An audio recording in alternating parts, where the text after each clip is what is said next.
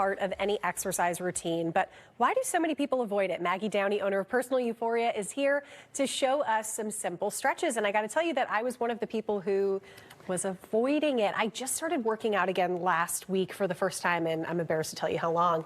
I wasn't stretching, and I kind of hurt myself, and I was more sore than I needed to be. So talk about the value in doing something maybe before and post workout. Yeah, no, I don't think you're alone, Taylor. I think we all skip stretching. I do it too, right? And so this isn't like anyone's better than anyone else. We all skip it. We think it's like the not important piece. But to your point, if you stretch, you might diminish how sore you are. Or once you're sore, you could do some stretches to try to ease that tension away.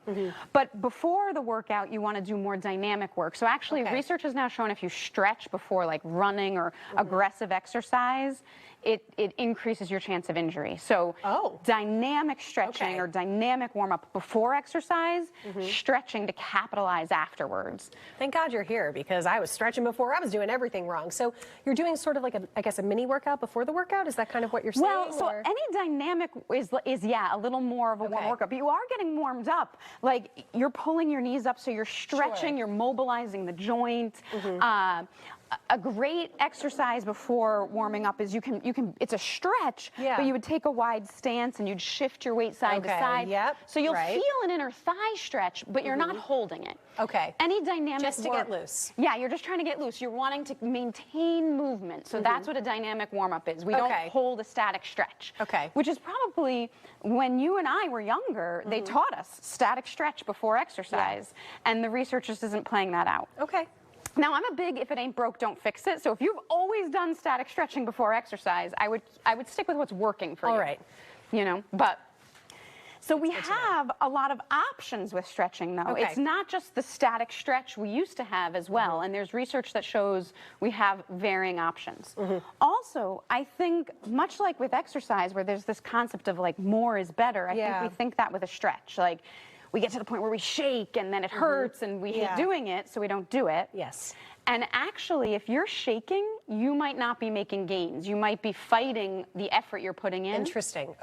Yeah, so we want to rein it in, put less pain into our body, and listen to our muscles. Good to know. Now, you have some examples of the things that we can incorporate into our workout routines today. I've learned so much, and we've only been talking for what, like 1 minute, maybe 2. All right, so let's get into it. So let's start with like a basic hamstring stretch. Everybody feels like they have tight hamstrings, and then that's the one most of all I feel like people make themselves suffer for, where they're shaking. So you would put your foot on something higher than your hip, sorry, higher than the floor. You want to flex the foot. It's the running joke that I always wear dresses and like nylons when we do these segments, but it's fine. Every time, right? She's gonna do some great stretches. That dress is very mobile. It is very mobile, so we're in a good place.